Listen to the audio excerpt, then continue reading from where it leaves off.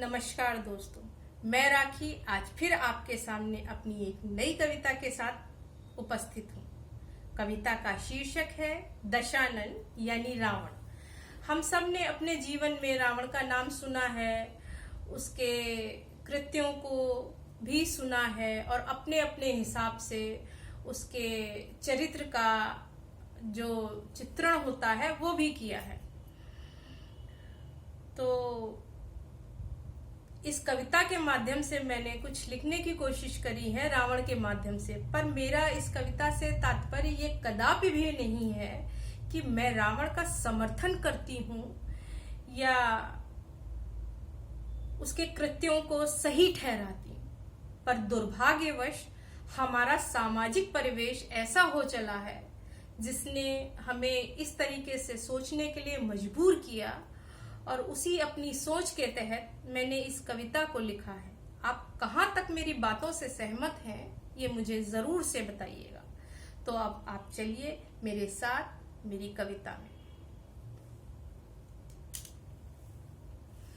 दशानन यूं तो बड़ा दुष्ट बड़ा पापी था वो। दशानन यूं तो बड़ा दुष्ट बड़ा पापी था वो, कामी क्रोधी कपटी भी था वो।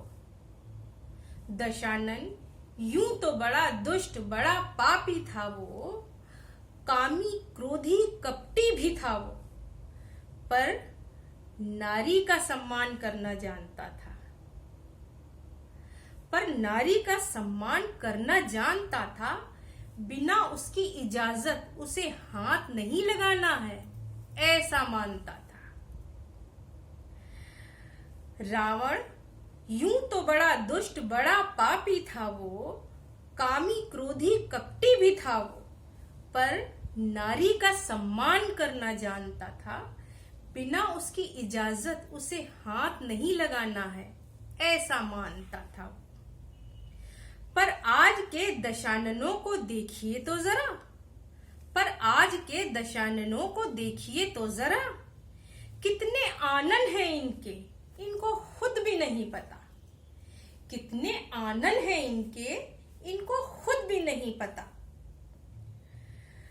नारी तो छोड़िए, नारी तो छोड़िए, ये माँ का उपयोग भी बड़ी सफाई से करते हैं। नारी तो छोड़िए, ये माँ का उपयोग भी बड़ी सफाई से करते हैं। इनके रक्तिम पंजों से कौन है जो बच पाया है, इनके रक्तिम पंजों से कौन है जो बच पाया है।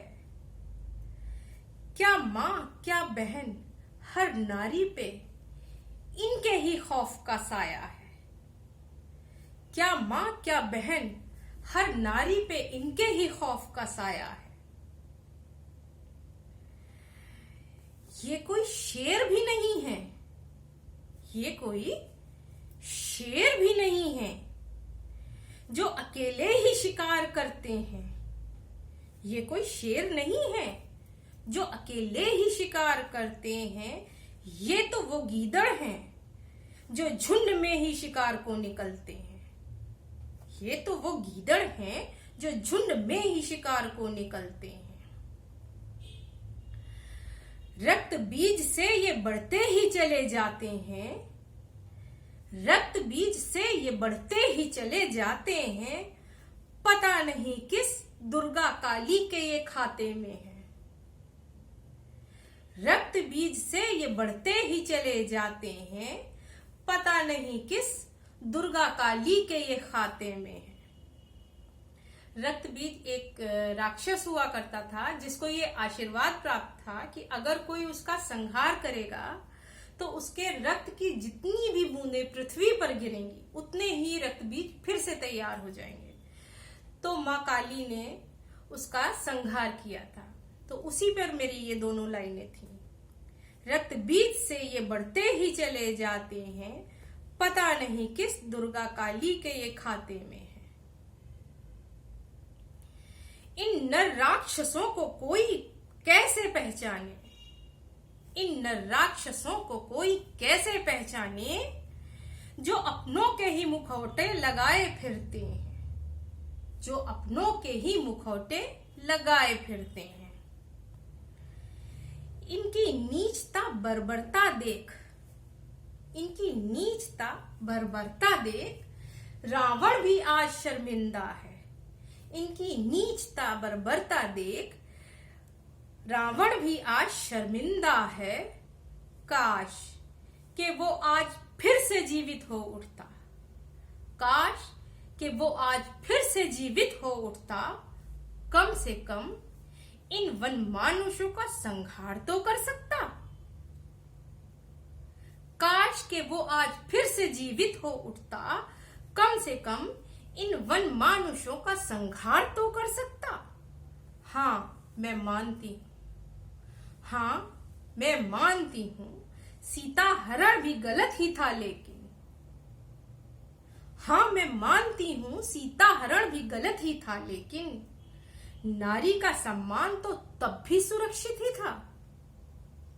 हाँ मैं मानती हूं, सीता हरण भी गलत ही था, लेकिन नारी का सम्मान तो तब भी सुरक्षित ही था।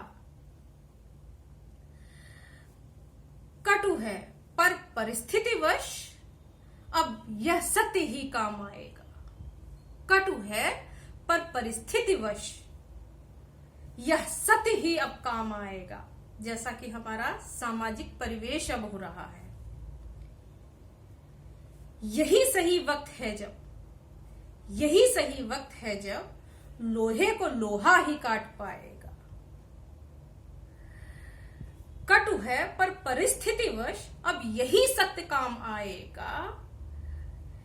यही सही वक्त है जब लोहे को लोहा ही काट पाएगा। इन अधम नर पशुओं का संहार, इन अधम नर पशुओं का संहार निश्चित ही कोई दशानन ही कर पाएगा। इन अधम नर पशुओं का संहार निश्चित ही कोई दशानन ही कर पाएगा। धन्यवाद मुझे सुनने के लिए। मेरे विचारों से आप कहाँ तक सहमत हैं मुझे जरूर से बताइएगा। और अगर मेरी कविताएं, मेरी विचारधाराएं आपको पसंद आती हैं तो मेरे इस चैनल को जरूर से सब्सक्राइब कीजिएगा, लाइक कीजिएगा, शेयर कीजिएगा और कमेंट बॉक्स में मेरी कमियां और मेरी अच्छाइयां भी जरूर से बताइएगा। तब तक अगली कविता के लिए तक आप सबसे विदा लेती हूँ। आप सबका बहुत बहुत धन्यवाद।